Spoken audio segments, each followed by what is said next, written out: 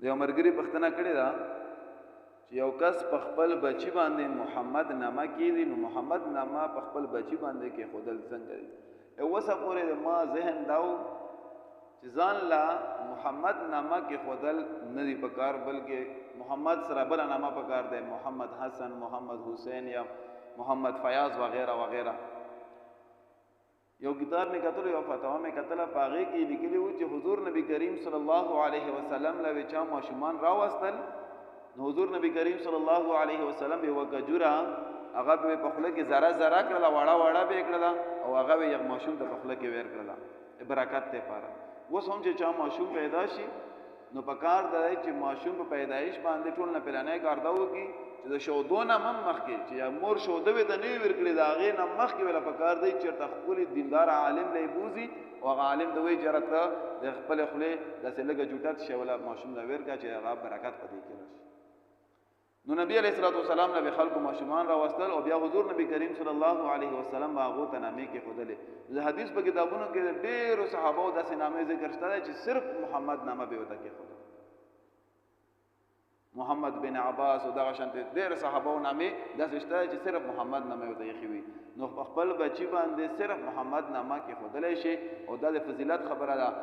حضور نبی کریم صلی الله علیه وسلم یو حدیث مبارک کې فرمایي چې تاسو ته په دې کې څه حرج دی چې تاسو په خپل کور کې په خپل ماشومان باندې یو درې نامې د محمد کې،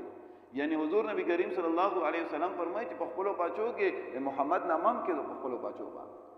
نو ډیر غټ فضیلت دی زما عزت مندو، چونکه محمد صلی الله علیه وسلم الله تبارک وتعالى ته ډیر محبوب او الله پاک ته نامه محبوب ده. دغه شان کې یو سړی په خپل بچی باندې نامه کې نو ډیر زیاته خوشاله خبره. خو بیا بل یو خبره دلته یو مرګري کړی ده چې یو سړی په خپل بچی باندې محمد نامه کېږي او بیا کله پلار ته غوسه شي او د زیاړې کوي نو ګور هم داسې خبره لکوم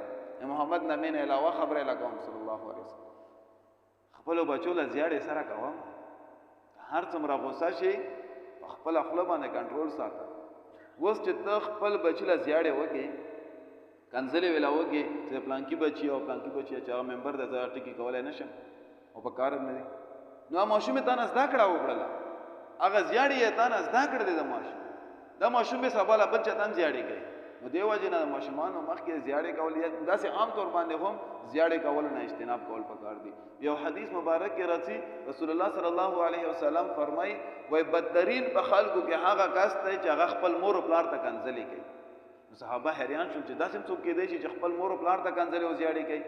نبی علیہ الصلوۃ والسلام ته فرمای چې یو کس بل چاته مور او پلار زیاړې وکي کنځلې ویلا وکي او هغه کس په بدلا کې دله کنځلې وکي نو دغه پیرانه کس داسې شو لکه خپل مور او پلار دې په خپل باندې کنځلې کړي. نبی علیہ السلام فرمای دا بدترین کس دی.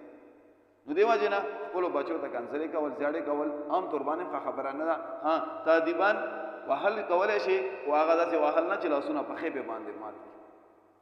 لکه په طریقه باندې چې ته پته ځان پلار دی ادبانه وهل شي نور زیاړو نه اجتناب کول.